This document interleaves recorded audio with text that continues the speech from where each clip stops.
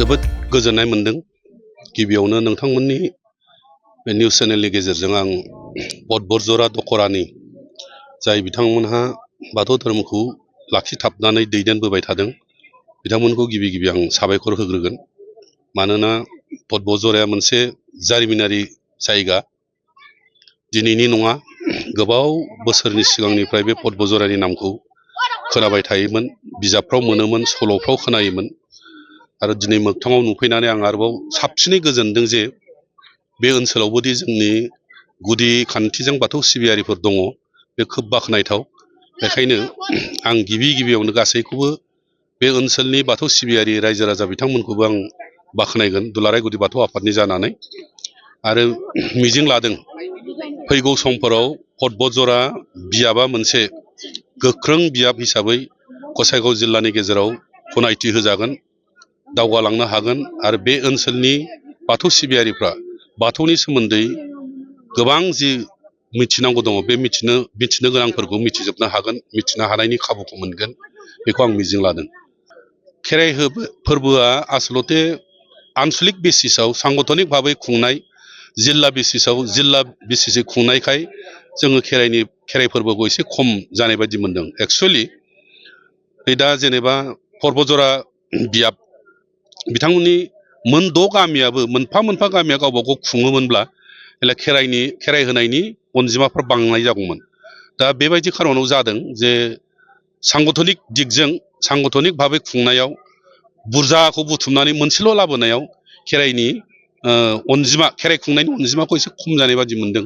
खिन्थु खेराइनि जि मान मर्यादा, खेराइनि जि डिसिप्लिन, खेराइ खुंनायनि जि स्टेन्डार्ड, बे स्टेन्डार्डफ्रा खिन्थु बारायदों, साबसिन जाबोदों, जों बेखौ बुंनो हायो। बे बरजरायाव मेलाव बाहागो लाफैनो मोननाया आंनि थाखाय खोब मोनसे सुभाग्य होननांगोन, खाफाल गोनां। खाफाल गोनांखायसो आं बे जायगाखौ खोनाबाय थादोंब्लाबो सल'आव, लेखायाव मोनबोबाय थानाय जायगाखौ जे दिनै मोगथां महराव आंनि मेगनजों नुफैनानै गसंफैनो मोननानै बेवहाय जोंनि बाथौ सिबियारि रायजो राजाफोरजों सावरायलायनो मोननाय बे स्कपखौ मोनदों। बियो आंनि थाखाय बुंनांगोन माने बोराइ बाथौनि अननाय, बोर सारस्रिनाय निस्सय दङ। बे हिसाबैनो आं बेवहाय दिनै फैनो हादों। गुदि बाथौ आफादखौ जौगाखांहोनो थाखाय जोंहा गोबां माखासे प्लेनिंफोर दङ, जाय प्लेनिंनि गेजेरजों जों मोनफा दिनै दावखोनो हागासिनो दङ। जेरै जारिमिनारि संकस खेराइसालिखौ जोंहा बाथौ धोरोम मोनसे तीर्थ स्थान होननानै बिटिसि गभर्नमेन्टखौ गनायथि होनो थाखाय जों नाजागासिनो दङ। आरो बेखौ दिनै गनायथिनो थाखाय बिथांमोनहा जों मेमरेन्डाम होबाय। आरो इयुनाव बिनि सायाव नायबिजिरनानै गनायथिनायखौ जों मोनगोन, बे आसा। आरो बिनि गिबि फिथाइ हिसाबै जों दिनै बिटिसि गभर्नमेन्टनिफ्राय 100 कौटि माने 100 crore जों इनफ्रास्ट्राक्चारनि थाखाय मोनग्रोबाय। बेनि मोनसे सिम्बल। आरो बिनि बादै जोंहा मोनफ्रोमबो ओनसोलाव जोंनि गुदि बाथौ आफादनि जिल्ला पर्यायनि माबाफोर दङ, गाहाय मावखुलिफोर दं।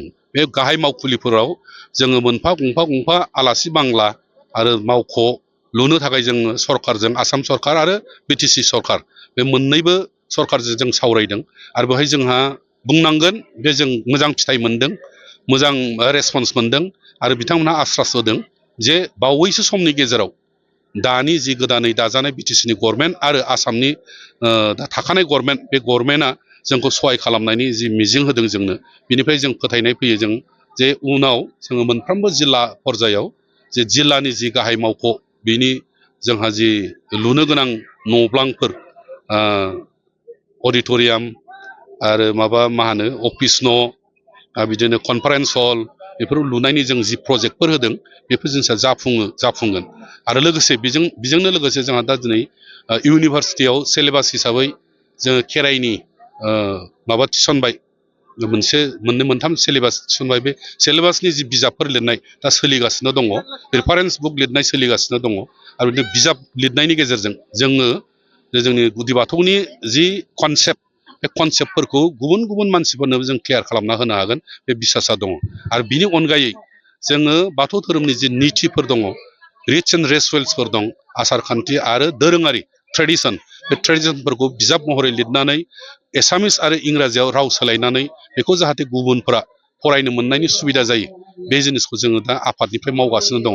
आरो बेफोर हाबाफारिनि अनगायैबो जोंहा फिसा जे एवारनेस होनाय, गामि लेभेलाव आनसलिक लेभेलाव डिस्ट्रिक्ट लेभेलाव जों एवारनेस होनाय बे एवारनेस होनाय हाबाफारिफ्राबो जोंहा सोलिगासिनो दं आरो बेबायदियैनो जों दुलाराय गुदि बाथौ आफाद बे दुलाराय गुदि बाथौ आफादखौ गोख्रों खालामनाय आरो बेखौ जोङो जे सरकारि भाबै रिकगनाइज खालामनायाव थाबैनो हागोन बे फोथायनाया जोंहा दं। गिबियावनो बड'सा प्रेस फंबायनिसिम दिनै नैबे फटबजरा दुलाराय गुदि बाथौ आफाद आनसलिकनि 2 नं फानबारियाव जानायाव आङो बेहाय दुलाराय गुदि बाथौ माइनाव आफादनि आफादगिरि जानानै माइनावफोरनि सोमोन्दै बुंनांगौआ गोबां बाथ्रा दङ। मानो होनबा जोंनि बाथौ धोरोमाव धोरोम सिबिनायाव माइनावफ्रानो गिबिसिन आग भाग लानांगौ आरो माइनावफ्रानो न'खर सालायनाय, धोरोम फुजिनाय, गथ' गथाय फोरोंनाय, धोरोमाव ओंखारनाय जों माइनावफ्रानो गासिबो बिफाव दंजोबो। माइनावानो बेफोर खामानिखौ मावनांगौ आरो जों माइनावफ्रानो न'खरनि खामानिखौबो लाफानानै गावनि गथ' गथायखौ फोरोंनायावबो जौगाहोनांगौआ बे जोंनि बिमा बिफानि दायित्व आरो जों बेखौ लाथारनांगौ होननानै आं जोंनि साफ्रोमबो दुलाराय गुदि बाथौ आफादनि माइनाव बिथांमोनखौ आं खावलायो आरो धोरोम सिबिनायनि बादै जोंहा रायजो राजाखौ खावलायनांगौआ जोंनि बर' जाथिखौ गोख्रोङैनो मोजाङैनो फोजौलांनांगौ। बाथौ धोरोमखौ सिनायग्रोनांगोन। धोरोम थाबासो जाथियाबो थागोन। बाथौ धोरोम गैयाबा बर' जाथियाबो थानाय नङा। आं बेखौनो बुंगोन आरो रायजो राजाफ्रा जोंनि बे बाथौ धोरोमखौ फुजिथारनांगोन आरो सिनायथारनांगोन। मालायनि गुबुन धोरोमफोरखौ बुंनो थाङा। मानो होनोबा जों जोनोम जानायनिफ्राय मोनबोनाय गोदो आजै आजौ जों उजिनायनि सिगांनो जोंनि आबै आबौआ जिहेतु बे बुलि बाथौ धोरोमखौ फुजिबोदों हिसाबै आं बेखौनो गुदि बाथौ धोरोम होननानै मिथिगौ आरो बुंगोन। खेराइयाव जोंनि बे बुलि बाथौ धोरोमा जाय गामिया दा खुंदों खेराइगोन बे बिथांमोनहा माबोरै खुङो बेखौ आं दा नैबे गेवलां मेलनि जोबनाय लोगो लोगो आं थांनाय जागोन। खेराइयाव बिथांमोनहा मारै खुंगोन गावसिनि नियम बायदिजों खालामगोन बिसोरो। खेराइयाव रायजो राजाफ्रा सोंनाय फिननाय लानो हागोन। जोंना बिमा देवसिया जिहेतु माखासे गोबां बुस्थुफोरखौ मा जागोन मा जाया एसे फोरमायनो हायो। बिनि थाखायनो बेहाय पानबारिनि रायजो राजा बिथांमोनहासो गुवारै बिमा देवसिनिफ्राय खौरांखौ लानो हागोन बिसोर। आंनि नामा Mrs Raktima Basumatary, village Samthaibari, post office NPS Serfanguri. फटबजरा जों गोदो जेला गोरलै LP टाइमाव थाखोसे थाखोनै थाखोथामाव फरायो बे समाव जोङो गान मोनसे खनोमोन। फटबजरा दंफां दाननो थांबोला साल जरा माखु जरा लाबो आदा होनोमोन। जों फैयै लामायावबो जोंनि आफादगिरिजों आंजों बेखौनो रायलायबोदों, गोसोखांदों, मोजां मोनदों। मानो होनोबा बियो जोंनि गोदोनिफ्रायनो नामजादा मोनसे गामिखा। गोजोननाय मोनदों, जोबोर गोजोननाय मोनदों। मानो होनबा बेहाय जोंनि धोरोमनि गोबां बिथांमोन दङ, बिसोरखौ लोगो मोननानै मोजां मोनफैदों। जिहेतु जोंनि धोरोमा लासैनो गोजौआव गोजौ जौगालांदों आरो जों साबना हामना खालामनो नाजागासिनो दं।